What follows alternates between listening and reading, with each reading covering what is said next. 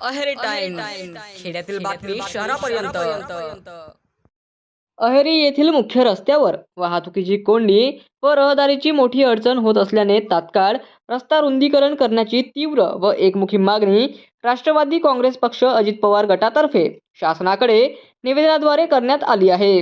शनिवार दिनांक 13 डिसेंबर रोजी अहेरीचे तहसीलदार यांच्या मार्फतीने राज्याचे मुख्यमंत्री, दोन्ही उपमुख्यमंत्री तसेच संबंधित खात्याचे मंत्री व वरिष्ठ अधिकाऱ्यांकडे निवेदन देऊन करण्यात आली आहे.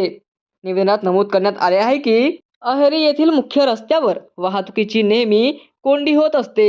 सदरील रस्त्यावर अनेकदा अपघात झाले असून रस्त्यावरून पायदळ चालणाऱ्यांना जीव मुठीत घेऊन चालावे लागत आहे. शालेय विद्यार्थ्यांना तर या रस्त्यावरून चालण्यासाठी तारेवरची कसरत करावी लागत आहे. अहेरी येथे 3-4 वर्षाकाठी नवीन रस्ता बनवण्यात येते, पण अरुंद रस्त्यामुळे रस्त्याचे नूतनीकरण करूनही काहीच उपयोगाचे नाही.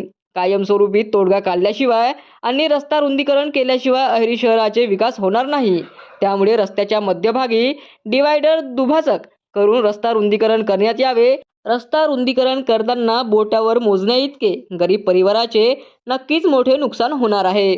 परंतु शासनाने त्या गरीब परिवारालाही भरीव नुकसान भरपाई देऊन गरीब परिवाराचे पुनर्वसन करून द्यावे. अहेरी शहरातील हसनबाग हॉटेलपासून तर थेट एसटी डेपोपर्यंत वाहतुकीची कोंडी व अपघात थांबविण्यासाठी रस्त्याचे रुंदीकरण अत्यावश्यक असून तात्काळ अहेरी शहरातील रस्ता रुंदीकरण करण्यात यावे, अशी एकमुखी मागणी निवेदनाद्वारे राष्ट्रवादी काँग्रेस पक्षातर्फे अजित पवार गट करण्यात आली आहे.